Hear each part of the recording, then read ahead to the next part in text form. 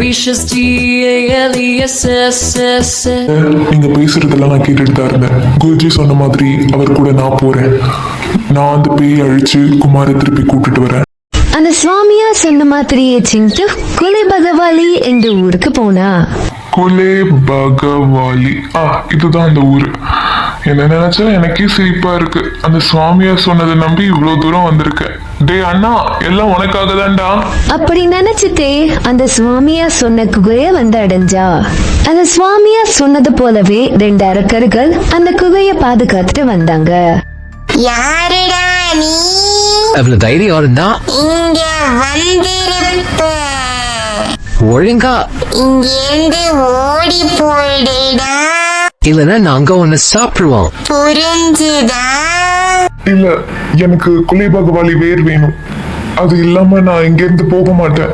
அப்புறம் நீ எங்க வயிற்றுக்குள்ளதான் போகணும். அப்போ சிந்து கொஞ்சம் புத்திசாலித்தனமா யோசிச்சு, சரி, நீங்க என்ன சாப்பிட்டுக்கோங்க.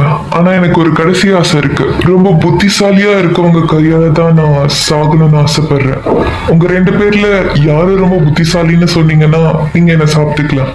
நீங்களா இல்ல அவங்களா? அடடா, சாப்பாடு தானா வருதே. இங்க பாரு, இதுல என்ன உனக்கு சந்தேகம்? நான் தான் புத்திசாலி.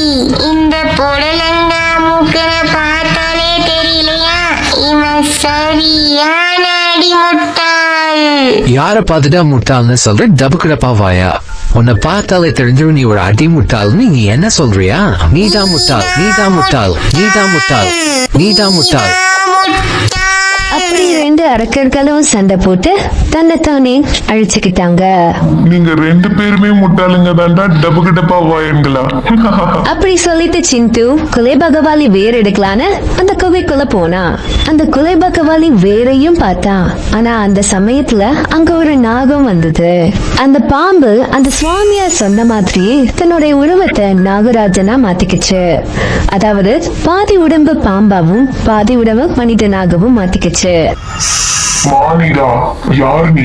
இதற்காக என் குகைக்குள் இங்கு வந்திருக்கிறாய்? வணக்கம், என் பேரு சிந்து. எனக்கு அந்த குலே பகவாலி வேர் வேணும். அப்படி நடந்தது எல்லாத்தையும் அந்த நாகராஜன் கிட்ட சொன்னா.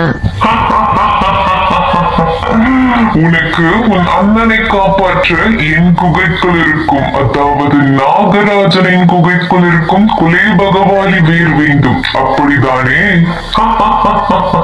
சரி, ஆனால் ஒரு நிபந்தனை. நான் போடும் விடுகதைக்கு நீ பதில் அளிக்க வேண்டும். அப்படி தவறாக நீ பதில் அளித்து விட்டால் நீ என் இரவு உணவாக மாறிவிடுவாய்.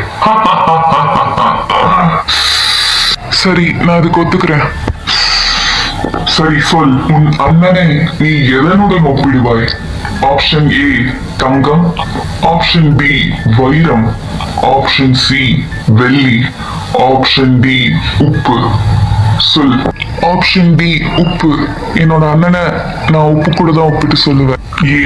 ஏன்னா நம்ம தங்கம் வெள்ளி வைரம் இது இல்லாம இருக்கலாம், ஆனா நம்ம உப்பு இல்லாம இருக்க முடியாது. உப்பு இல்லாத பண்டம் குப்பையிலேன்னு சும்மாவா சொல்லியிருக்கிறாங்க. நம்ம உப்பு போட்டு சாப்பிடலன்னா சாப்பிடவே முடியாது. அதனால என் அண்ணனை நான் உப்பு கூட தான் கம்பேர் பண்ணி சொல்லுவேன். சபாஷ் சிந்து பையா, நீ சரியான விடை அளித்திருக்கிறாய்.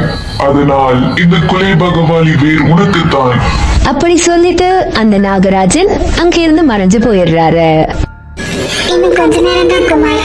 இதுக்கப்புறம் நீங்க நிரந்தரமா என் கூட இருக்கலாம். நான் உங்களை அவ்வளவு சீக்கிரம் விட்டுட்டு போயிடுவேன்னு நினைச்சீங்களா குமார்? அதனாலதான் அன்னைக்கு என்னோட சக்தியை பயன்படுத்தி உங்களை அன்னைக்கு அந்த இரவு அங்க வர வச்சு. இன்னும் கொஞ்ச நேரத்துல ஆவிகளோட உலகம் திறந்துடும். அதுக்கப்புறம் நம்ம 2 பேரையும் யாராலையும் பிரிக்க முடியாது. அந்த நேரத்துல சிந்து குலை பகவாலி வேரோட அந்த இடத்துக்கு வந்தான். அண்ணா, உன்னை நான் காப்பாத்துறேன்னா? அப்படி சொல்லிட்டு அந்த வேரை அந்த பேய் மேல தூக்கி போட்டான்.